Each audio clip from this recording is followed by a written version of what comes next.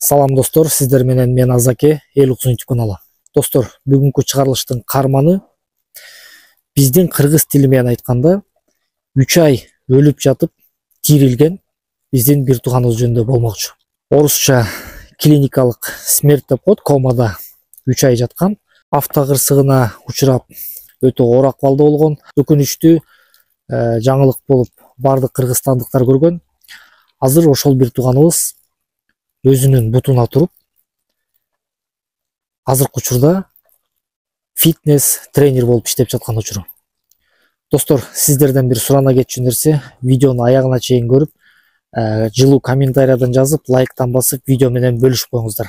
Себеби сиздер бул видео менен бөлүшүп кетсеңиздер, азыркы тапта ушинтип төшөктө жаткан биздин бир туугандар абдан көп. Ошолорго ушул видео колуна жетип, ушул жигиттен мотивация алып, төшөктөн туруп кетишине себеп болот деп эсептейбиз. Анда эмесе видеону толук көрөлүк. Сиздер менен мен Азаке, эл уксун YouTube каналы. 24-25ке кетип аткан жаш болчумун. Ушундай акыбал болуп калды. Тойдун арасынан сөзгө келишпештик болуп, кырсыктап калганбыз. Бир гана Кудай сактаптыр мени ошол убактачы. Мушташып кеткем. Башыма сокку жегем, гематома болуп, мени билбей жүрө берип башым шишип калгандан кийин, андан кийин мен түнкү саат 2-3тө билип ачат. Что мен башым чото соо эмес, кан чыккан эмес да, баягы гематома деген кармап жүрүп өткөндө башташ. Могу кичекей башым мондой болуп калгандан кийин, андан кийин билишкен экен, ошондон кийин больницага алып барган экен да. Комада 3 ай жаткам, просто жатып бергем. Я не знаю.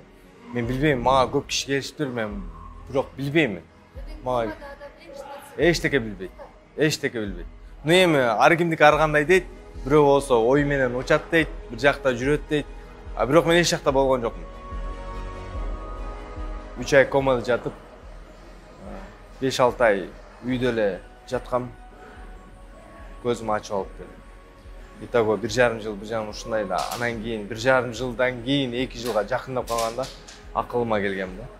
Айтпайм го, элементарно мен тамак жей элбейм. Айтып атпайм, бу жерде шеямда бар азыр. Көрсөтөм. Көрүсүзбү? Трахеостома деп коет экен да. Бул трахеостома биякта шланга менен, ушак менен кыласың, аракет ушак менен эметесиң да. Через нос тамак ичкем, обыкновенный комада жаткан киши ушундай экен. Муртунан тамак берет экен. Кем болду? Эрбол. Эң чоң рахмат айтам. Менин ийиним бар. Мен азыр байкем десем да болот ал. Менин байкемдей ар бир ошол күйгөн мага ошол болду. Бүт жерден көтөргөн, бүт жерден мени көтөрүп туалетке алып барган. Эми кандай десем, энең карай албайт да.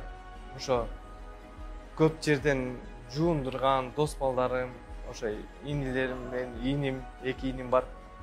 Бирөө Урмат деген, Эржан деген ошолор менин ар бир колуман кол көтөрүп, менин колдун астына бакты десеп, жаш баланы баккандай азыр бар го.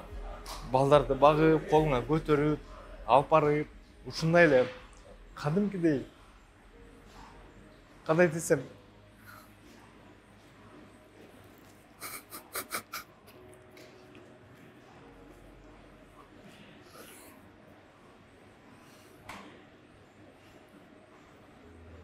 ошол күндү эстесем,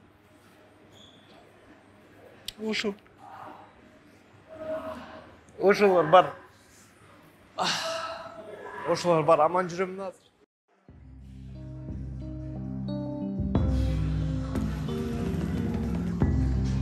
Үй бүлөгө чогуу жашаганга мен аябай аракеттенгем. Жашоодо мындай сыноо болот экен да, ар бир адамга берет экен да сыноочу. Ага берди сыноону, мага берди сыноону. Сен ушуга чыдайсыңбы депчи, Кудайым берет экен. Көрдүңүзбү? Элементарно ойноп көрсөңүз, мен ушундай маекти инвалид кылып салдым, мени алтам. Бирок ошо инвалидностьте ти келинчегиме берген да. Ушуну чыдайсыңбы? Ушуга кандай карайсың деген эле тема. Эми бу жерде мени осуждать эткен мен Алла Таала эмесмин да. Экөөбүз азыр мындай эле сыйбыз бири-бирибизге. эки балам анын колунда. Мен комада жатканда мен экинчи балам төрөлгөн. Ошо экинчи балам көп мотивация ошол болду го деп ойлойм да. Төрөлгөн убакта болгону кое алып атпайбы? 8 жыл болду 8ге чыкты балам.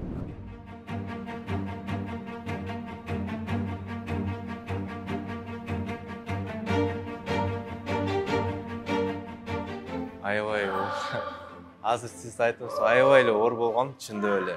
Бияктан өлгүм келди, бияктан тургум келди, баскым келди. Кабыл албай койду го дейм. Өзү эме аны мен күнөөлөй албайм. Андан кийин өзүмө бутума тургандан кийин уже мен билдим да, осознавать этип жашоону эмнеге неметип кеткенин, өзүнүн жашоосун өзү тамдады. Мен өзүнүн жашоомду өзүм тамдап, уже элдерге, не только элдерге мотивация берейин, цель коюп, ушундай максаттангам да. Акыл эске келип калганда мен ушундай болуп каламбы, мен эми эч кимге кереги жокпу. Бир чети мындай айтсам, суицидке да баргам. На самом деле. Но бирок терең ойлондум. Суицид кылганда бирден ким? Апам, ийнелерим, мен бир туугандарым страдайды деп. Бир убакта келдим. Ушундай менден баары карап артты карабан эми ар бир кишинин өз иши бар да.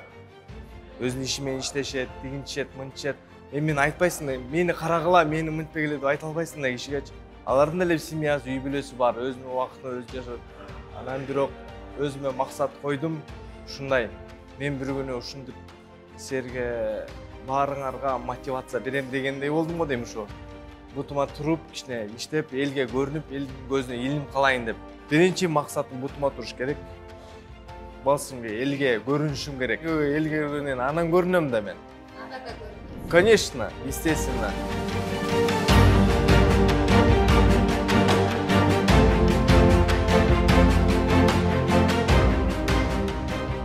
Спорт мени бутума тургузат экенин өзүм ишендим.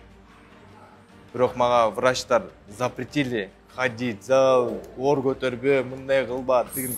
Мен калп айтпасам, 1 жыл, 1,5 жыл 2 килограммды көтөрүп, 2 килограммга жетпеген нерсени көтөрө алчу эмесмин.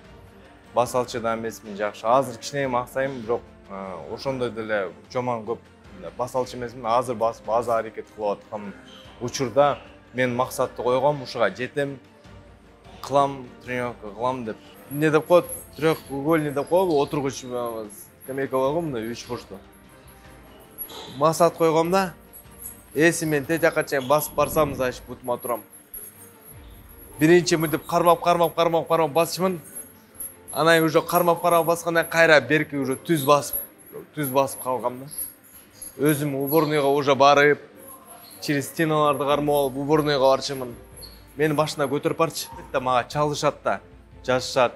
Кантип залга барсам болот, кантип эметсем болот, эмне кылсам болот, кандай кылып бутка турсам болот деп. Эми ал Кудайдын астында өз деле мындай, мен ой айтам да, ошо бүт кишиге мотивация берем. Мен өзүм залды таап, өзүм басып келгем. Мени бирөө алып келген эмес. Мен өзүм таап келгем ушу залга. Үйдө жатып, үйдөн больницага чейин басып барсам, мен ошого басып барсам, өзүм басып барсам, жолду өзүм өтсөм, басып, өзүм өтсөм, мен дальше кетем дегендей максаттангам да. Жолду басып өтүп больницага баргандан кийин эртеси эле күнү мен зал издеп, мен алектенем, не кылам деген уже расписание түзүп койгом. Биспортто, биздин биспортто. Нурлан Ажыбаев деген иштеген тренер ошол убактачы. Ошо Нурлан Ажыбаев мени эң түшүнгөн ошо Нурлан Ажыбаев болду дейм. Ошого Кудайга шүгүр дейм. Ошо кишиге мени Кудайым жөнөткөнү. Эч бир мындай кучактабай эле алды. Жок, аябай ошентип мени үйрөттү бүт нерсе. Мен азыркы басканымды унутуп койчумун да. Азыркы кылган нерсемди унутуп койчумун. Азыркы кылган упражнениямды унутуп койчумун дегендейчи. Ошодон сурачымын, эмне кылыш керек? Ошонун жанында постоянно эмне кылыш керек? Агай, кандай кылып көргөзүп коюңуз мага. Эмне кылышым керек? Кандай десем, амбициялар көп болгон да. Ошо башым келек. Колум жакшы кыймылдабайт, башым жакшы турбайт, көтөрө албайм. Азыр итак эле сол жагым жакшы иштебейт, бирок Кудайга шүгүр. Кудай дейм, миң тоо Кудайга шүгүр дейм. Сол колум иштеп атканына. 1,5 жылдан кийин акылыма келип атпайынбы? Ошондон кийин эле билдим. Ага чейин вообще эчтеке билбейм. Ага чейин апам билет. Ушу эмне болгон, кандай болгонумдучу көп жеринчи. Көп жерин айта албай атам да. Чындыгында эле бул баламды кайрадан төрөп, кайрадан баягы бир жаңы жашоого алып келгендей болдум да. Республиканский больницага келгенде эле врачтар айтты, эже деди, сиздин колуңуз керек деди да. Келинчегинин колу керек деди. Неге десем, балаңыз тяжелый деди. Мен келгенче уже баланын чачын алып операцияга даярдап коюптур. Кирип көрүңүз деди. Көргөндө өзүм шок болдум ошол жерденчи. Көзү чыгып кеткен, оң көзү, ошо сол көзү чыгып кеткен, эчтекени билбейт. Алып кирип кетишти. 1 саат 12 мүнөт жасады операцияны. Алып чыкты, жакшы эже. Просто башында гемотому бар экен. Ошо гемотомду алып койдук деп, операциядан кийин бир жарым сааттан кийин эле кан аралашып калыптыр, гемотом кайра бар экен. Операция кылбаса болбойт деди да. Где-то бир жарым сааттан кийин эле бат эле чыгышты да. Анан айттым, эмне болду, жакшы болду десем, эже балаңыз комага түшүп калды деди. 1 сааттын ичинде, бир ортодон бир 2 саат болду. Мына мисалы үчүн 4төн 10 мүнөт өткөндө алып чыгып кетти. Где-то 1 саат 12 мүнөт 6да алып чыгып кетишти. Кайра эле 7де операция кылып атышат да. Комага түшүп калды деди. Экинчи этажда жаттык реанимацияда. Эми кудайладык чындыгында эле жем. 17 күн ошо реанимацияда жатты. Кичүү ийниси кирип атты да, уходкочу. Бир тууган керек экен, эне керек экен. Шунчалык күнү түнү бир эмесин айтып берейин, ошо врачтар айтыптыр. Азыр 2 сааттын ичинде канап келбесең, жоготуп коюшубуз мүмкүн деди да. Кечки 8дерде айтат. Эми 8де кан берген жери жабылып калат да. Ошо менен 11де кан коюш керек экен. Эми 11ге чейин кантип табабыз канды? Достору деле ошончо берген күндө деле жок. Барса донорго барса, кровь донорго барса жабык. Ошол жерден анан эмне кылат? Жаңы эле жаап кетти деди. Ошол жердеги телефонду алып алып, тиги кыздын үйүнө барат. Жана донор эметип аткан кыздын үйүнө барат, ушундай депчи. Анан ал айтат, бизде азыр жабылып кетип калды элем дейт. Жок, жапсаңыз да келиңиз, мен такси менен барып алып келейин. Канча десеңиз деметиңиз, мен азыр саат 11ге чейин канап барбасам, мен бир тууганымды жоготом дейт да. Анан тиги кыз дагы байкуш молодец экен, ага да рахматымды айтам. Азыр айтышат да мага ушунун баардыгы. Отуруп эстейбиз да баардыгы делечи, баягы баштан нелер гана кетпеген. Ушундай состоянияга өзүнөн өзү келип калган жок да бул балам делечи. Анан ошондо айтты да балам. Мама деди, ошондо жок дегенде, баягы кровь жок дегенде мен өзүм ойлодум дейт. Ушу өзүмдүн эмемди кесип туруп берсемби депчи. Анан Кудай жалгап тиги кызга барсам айтты дейт, мейли анда келиңиз деди дейт. Түн ичинде барып алып келип, анан алып келсе, врачтар кетип калып атпайбы, бияктагы врачтарчы. Анан бир ортодон дагы 2 саат өтүш керек экен. Ошондо бирде алып келип кан койду да бугачы. Күндүз келип, туугандарыбыз келип, столовойго тамакка барабыз да. Анан ошондо айтып атпайбы, мама, мен бир нерсеге неметтим дейт. Мен үчүн Эрболду жоготсом, мен бул жерде жашоодо жашабайт болушум керек депчи. Себебинде врачтар айтты дейт.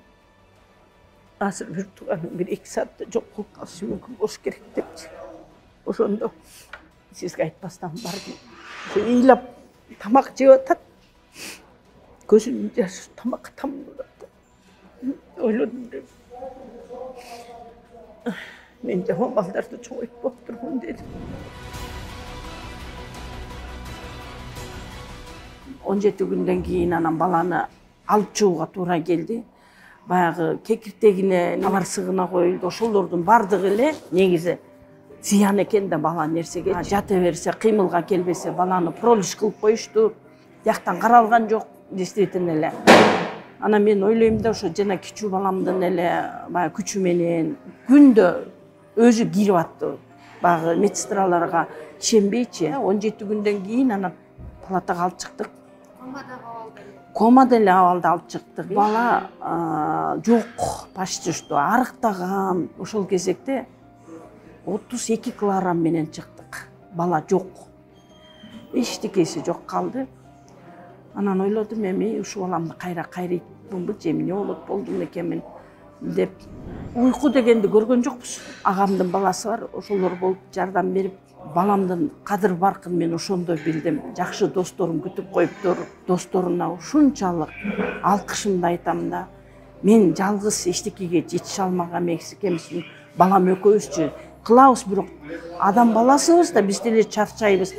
Ошол балдары күнү түнү деп келип, Аяш апа чарчадыңыз, сиз жатып туруңуз, биз өзүбүз жасап берейлик деп. Бир жумада 2 жолу келип кирилишет. Эчтекени сезбейт бул. 3 айдын ичи колубуздан келишинче жасадык. Анан врачтар деле эми айтты эже, эми үйдөгө эле алып чыгып кетиңиз, үйдөн кандай кылсаңыз да үйдөн кененирээк карайсыз деди. Ошол 3 ай больницада жатканды эч бир мындай эмени билген жок, сезген да жок. Комадагы абалдагы менен санабайтса машина менен алып келдик. Силерге жалган магачын, баягы көзүн ачпай, эчтекеге сезбей жаткан балам үйгө алып келдик. Ойлодум эми, сезбейт го эчтекени, мындай билбейт го деп ойлосом, үйгө алып кирип келип анан келинчеги менен баласын алып келдик. Мен киргиздим ошо, кел депчи. Биз баланы жаткырдым, Эрболду диванга жаткырдым. Анан баласын менен келинче кирип келсем, баягы ачылбаган көзү ачылып кетип атпайбы? Көзүн ачып, көзүнөн жашын чыгарып атпайбы? Ошол жерден анан баарыбыз ыйладык.